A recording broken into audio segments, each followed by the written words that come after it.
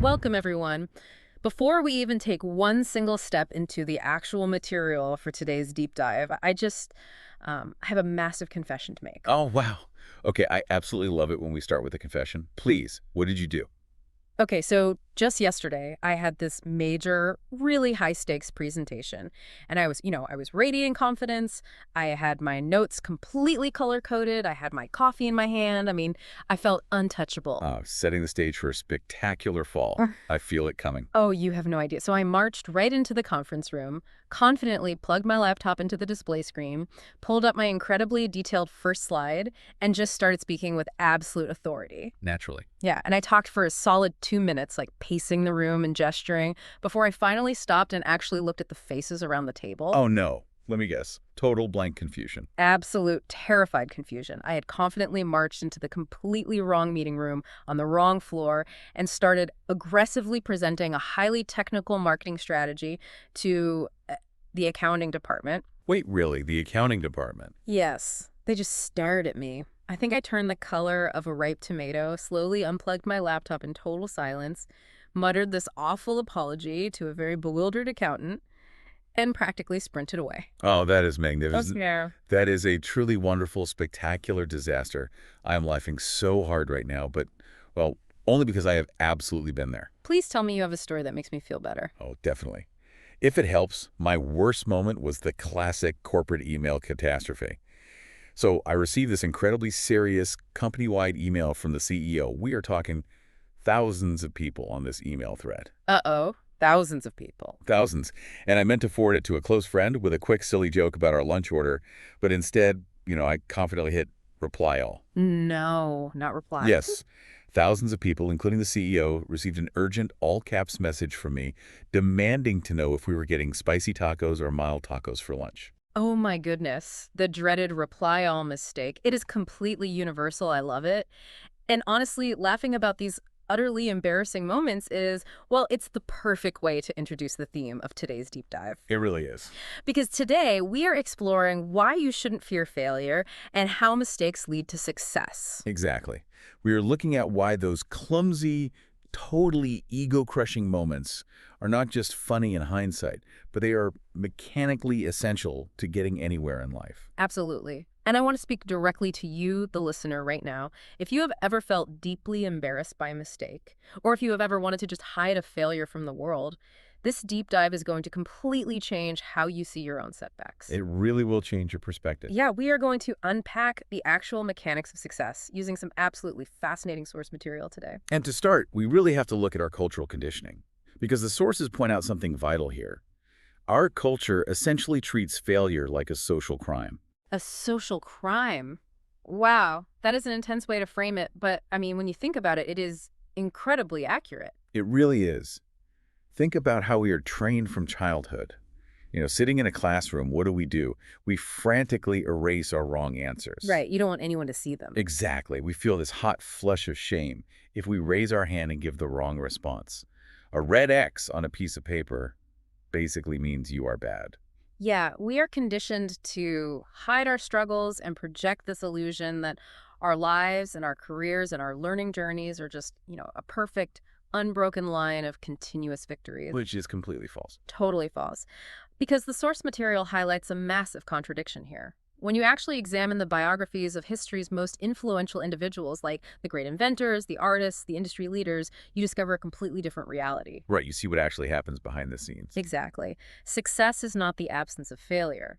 Success is the ultimate compounding result of failing repeatedly. Which requires a fundamental shift in how we process setbacks. Yeah. We really have to transition from a fearful mindset to a growth-oriented mindset. A growth-oriented mindset. Yeah, because when adults try a new skill, whether you are learning a new language or building a startup or even just trying to manage a new software system at work, and you fall short of your expectations, the immediate, overwhelming instinct is just to quit out of pure fear. Oh, let's pause right there, because to fall short is the first of 5 key phrases from our sources that we really need to emphasize today. Great catch, yeah. So when we say someone falls short, we mean they fail to achieve a desired goal or they don't quite reach the level that was expected or hoped for. Right. The reality doesn't match the goal. Exactly. Instead of the old cliche of, a kid jumping over a stream and landing in the water, think about it in an adult context. Say your company launches a new product and you project it will sell 10,000 units, but it only sells 2,000. You fall short. The launch did not reach the expected target. Precisely. The outcome did not match the intention. You fall short. And when adults experience this, their ego just panics. But here is where I want to push back a bit, or at least dig a little deeper into the psychology of it. Why do adults take falling short so personally? That's a great question. I mean, think about a scientist in a laboratory. If a scientist runs an experiment and the result is negative, they don't cry, throw away their lab coat, and just quit science forever. They just write down the data. Why do the rest of us lose our courage so easily? That is the perfect question, and it cuts right to the core of what a growth-oriented mindset actually is. We lose our courage because we entangle our identity with the outcome. Oh, interesting. Yeah, a fearful mindset says, the project failed, therefore I am a failure. Shifting to a growth-oriented mindset means decoupling your self-worth from the event itself. Separating who you are from what happened. Exactly. It means realizing that falling short isn't permanent proof that you lack talent. It is simply neutral data proving that your current method needs adjustment. It is just data. A bug in the system that needs fixing, not some permanent judgment on your character. Exactly. Every mistake provides you with a highly specific piece of information about what you need to change the next time you execute that action. I love that framing so much. So let's look at one of the most famous examples of systematically collecting this kind of data. We have to talk about Thomas Edison. Oh, absolutely. The undisputed master of the 10,000 mistakes. Right. The story of Thomas Edison attempting to invent the commercial incandescent light bulb is legendary, but the source material strips away all the mythology and gives us the mechanical reality. Which is much more interesting than the myth. It really is. We love to believe this myth of the genius who just, sits at a desk, has a brilliant flash of inspiration, and creates a masterpiece in one afternoon. The reality is infinitely more tedious. Highly tedious. So to make a light bulb functional, Edison had to find a specific filament. That's the tiny wire inside the glass bulb. He needed one that could burn brightly for hours and hours without breaking or melting. And that was the hardest part. Right. And in this pursuit, Edison failed between 3,000 and 10,000 times. He wasn't just guessing randomly either. He was systematically testing thousands of different plants, like bamboo. He tested various obscure metals. He really tested everything he could get his hands on. Exactly. He tested the strangest materials you can imagine, and almost all of them just burned to ash instantly. The heat just completely destroyed them. What is fascinating here is the sheer emotional endurance required for that. I mean, imagine sitting in a laboratory, meticulously preparing a piece of cotton, placing it in a glass vacuum, applying an electrical current, and just watching it instantly disintegrate into smoke. Over and over again. Then doing that thousands of times. The average person would have abandoned the project after like 20 attempts. But when a reporter eventually asked Edison how it felt to fail thousands of times, Edison gave this incredibly famous reply. He said, "I have not failed. I've just found 10,000 ways that won't work." If we look closely at that quote, it reveals the actual mechanics of his genius. He wasn't just failing, he was mapping the unknown space of chemical properties. Yes, exactly. Every single no mathematically reduced the space of unknowns. Exactly. And this brings us to another major concept from our sources. For Edison, every single rejection, every single burned piece of string or metal was actually a blessing in disguise. Ah, blessing in disguise. Yeah. That is our next essential phrase to highlight today. It is. When we say a blessing in disguise, it means a misfortune or a seemingly bad situation that unexpectedly turns into something highly beneficial later. Right. It looks bad at first, but it's actually good. Exactly. Instead of thinking of a literal disguise like a mask at a Halloween party, think about an independent auditor finding a massive vulnerability in your company's cybersecurity system right before a major product launch. Oh, that would be terrifying. In the moment, it feels terrifying and incredibly stressful. It looks like a disaster. But it is actually a blessing because finding that flaw before a hacker does saves the entire company. It is a good thing wearing a bad mask. That is a phenomenal analogy. And for Edison, the burned filament wore the mask of failure, but underneath it was a profound blessing. Because it gave him new data. Why? Because it definitively eliminated a wrong path. Through the process of elimination, every time a material burned to ash, he crossed it off his list, which physically forced him one step closer to the single material that would finally work. He fully embraced the data. Now, physics and chemistry are objective. When a piece of bamboo burns, it doesn't hurt your feelings, it's just science. Right, molecules don't have emotions. But what happens when the rejection isn't scientific? What happens when it is deeply personal and society is the thing rejecting you? This transitions us perfectly to the business world, and a story from the text that completely blew my mind. You were talking about Colonel Harlan Sanders. Yes, the founder of Kentucky Fried Chicken, KFC. The timeline of his life is really what makes this story so compelling. Today, we are so saturated with stories of 22-year-old billionaires in the tech industry. We strongly associate success with youth. We really do. But Colonel Sanders did not become a fast food pioneer in his 20s. He didn't even start his famous chicken franchise until he was 65 years old. 65. An age when society generally tells you to retire, sit down, and just stop trying new things. And the sheer volume of rejection he faced is staggering. Before he found a single partner for his business, his unique chicken recipe was rejected by exactly 1,009 restaurants across America. 1,009 rejections. Let's just pause and truly visualize that. Imagine getting in your car, driving from city to city, sleeping in the back of your car because you don't even have the capital for a hotel, It's grueling. walking into a stranger's restaurant, cooking your chicken, pitching your business model, and hearing the word no and then doing it again and hearing no over 1,000 times. It requires a level of stamina that basically borders on the superhuman. But here's where I have a serious question, because I struggle with this aspect of the story. At what point does persistence cross the line and just become delusion? That's a fair question. I mean, hearing the word no 1,009 times would shatter almost anyone's mental health. How do you know you aren't just wasting your time with a terrible idea? That is the most crucial distinction to make. Delusion is repeating an action with absolutely zero evidence that it works. But Sanders wasn't delusional because he had localized evidence. What do you mean by localized evidence? Well, he had previously run a small gas station where he served this chicken, and people loved it. He knew the product was phenomenal. What he lacked was the correct distribution model. He was trying to franchise his recipe to existing restaurants, which was a very new business concept at the time. He had a great idea, but he had to learn the hard way that the market does not immediately adopt new concepts just because they are good. To learn the hard way. That is our third key phrase from the source material. Yes, it is. To learn the hard way means to understand a difficult life lesson only after experiencing the pain, the struggle, and the mistakes firsthand. You can't just read about it. Exactly. You don't learn it by reading a theoretical business book or receiving comfortable advice from a mentor. You learn it through friction.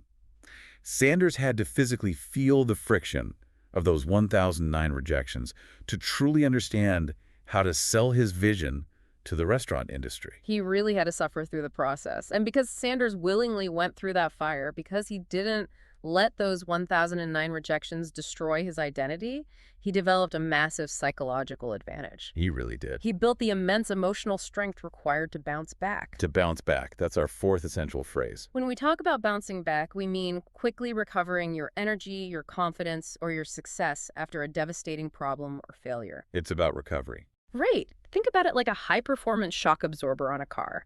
When the car hits a massive pothole in the road, the shock absorber compresses, taking the brutal force of the impact, but then it immediately expands again, keeping the car moving forward smoothly. Oh, I love that image. Yeah. Bouncing back isn't about ignoring the damage. It is about absorbing the hit and recovering your momentum. I like that structural analogy much better than the old rubber ball idea.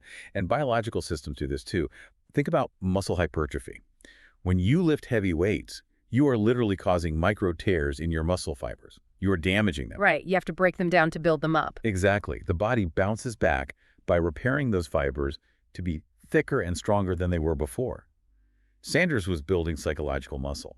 Every rejection was a micro tear, and he used it to refine his pitch, bouncing back stronger for the next restaurant. And that intense resilience born from 1,000 failures is what finally established one of the most recognizable fast food empires on the planet.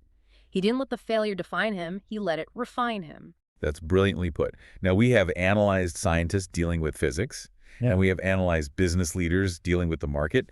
But the source material uses one final analogy that I believe is the most profound part of this entire text. Well, I know which one you're talking about. Yeah, it brings all of this complex psychology right back to the very beginning of human life. The scientific method of life, how babies learn to walk. Exactly. Because it proves that this resilience isn't something you have to artificially invent.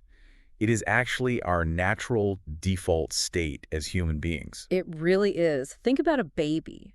When a toddler decides it is time to become bipedal and walk, they do not stand up on day one, perfectly calculate their center of gravity, and smoothly jog across the living room. Not at all. It is a wildly chaotic, dangerous process. Unbelievably chaotic. They pull themselves up, they take one clumsy, shaking step, their center of gravity shifts too far forward, and they instantly fall flat on the floor. Face first, usually. Yes. They might be shocked, they might cry for a moment, but what happens next? They do not decide that walking is a bad career path. They pull themselves right back up and try again. Because they master the biomechanics of walking through pure trial and error. Trial and error. This is our fifth and final key phrase, and it is a massive concept. It is the ultimate algorithm for solving any complex problem. Trial and error means a process of experimenting with multiple solutions, making mistakes, and learning from the bad results until you finally achieve the right one. It is an active feedback loop. Exactly. The baby shifts their weight too far to the left. That is an error. They fall. That data goes to the brain. They stand up, shift their weight too far to the right. Error. They fall again. More data. Constant data collection. They are making constant microscopic calibrations to their inner ear and motor skills. They master walking completely through the process of trial and error. And this brings all of these insights directly back to you, our listener. We want you to really internalize this mechanism. Whether you are learning a new language and struggling with the grammar, or trying to pivot your career, or trying to launch a business. Both, whatever it is. Yes, you need to channel that beautiful, innate childhood courage the next time you make a mistake. Absolutely. When you use the entirely wrong vocabulary word in a conversation, or you send an email with a massive typo, or you march confidently into the wrong meeting room like I did. Exactly like you did. Yes. Channel that toddler learning to walk. It is just a calibration error. You have to stop seeing failure as the opposite of success. That is the great limiting illusion of our modern culture. Failure and success are not opposites on a spectrum. Failure is the structural foundation of success. The structural foundation. Yes. It is the literal data that builds the house. Every time you stumble, you are not moving backward. You are gathering the essential information needed to balance better on your next attempt. So celebrate the data collection. When you make a mistake, just tell yourself, hey, I am just collecting my first 1,000 rejections, just like Colonel Sanders. Or, I am just discovering my first few hundred wrong materials. Exactly like Thomas Edison. Keep experimenting. Keep making those bold, clumsy mistakes. Because a life without mistakes is a life where you haven't learned anything new. Let those failures be the exact mechanism that guides you to your ultimate goals. Beautifully said. This has been such a robust and insightful discussion today. Now, before we wrap up today's deep dive, we have a very crucial review section. Yes, we do. To ensure you walk away with this framework fully locked in, we are going to explicitly review the core vocabulary of perseverance that we have unpacked today. That is exactly right. To truly master these concepts, we're going to recap these 5 essential phrases one by one. We will provide a quick summary of the meaning, and then, most importantly, we will read the exact example sentence provided in our source material. Hearing it used perfectly in context is really going to help cement it in your memory. Let's do it. I will kick us off with phrase number 1, a blessing in disguise. The meaning of this phrase is a misfortune or a bad situation that unexpectedly turns into something highly beneficial later. It is a good thing wearing a bad mask. And here's the exact example sentence to remember. Losing his first job was a blessing in disguise because it forced him to start his own business. Perfect. Phrase number 2, to learn the hard way. This means to understand a difficult life lesson only after experiencing the pain, the struggle, and the mistakes firsthand. You have to go through the friction yourself. Here's the exact example sentence. She refused to listen to advice and had to learn the hard way that overnight success is a myth. Excellent. Moving right along to phrase number 3, to bounce back. The meaning here is to quickly recover your energy, your confidence, or your success after a devastating problem, like a shock absorber compressing and expanding. Here's the exact example sentence. Despite facing bankruptcy, the entrepreneur managed to bounce back stronger than ever. Spot on. Phrase number 4, trial and error. This describes a process of experimenting with multiple solutions, learning from the bad results until you achieve the right one. Trying, failing, and calibrating. Here's the exact example sentence. Finding the perfect recipe for the cake required months of trial and error. And finally, phrase number 5, to fall short. This means to fail to achieve a desired goal or to fail to reach the level that was expected or hoped for, like missing a major sales projection. Here is the exact example sentence. The team worked incredibly hard, but unfortunately fell short of their final sales target. Amazing. We highly, highly recommend you practice those 5 phrases. Think about how they apply directly to your own life and deliberately use them the next time you find yourself navigating a challenge. They truly are the vocabulary of success. And as we bring this deep dive to a close, I want to leave you, the listener, with one final provocative thought to mull over in your own time. Oh, I always love a good final thought. What are we thinking about today? Well, we spend so much of our daily lives obsessing over being perfect and trying to avoid looking foolish. But what if we completely flip the script? Flip the script. Yeah. Instead of making it your goal to avoid mistakes this year, what would happen if you actively set a goal to collect 100 rejections or 100 failures, knowing that every single one is just a necessary stepping stone to your ultimate success? Wow. Setting a deliberate goal to fail 100 times. That completely neutralizes the fear. Think deeply about that, everyone. Thank you so much for joining us on this deep dive. Go out there, gather your data, make some truly spectacular mistakes, and we will catch you next time.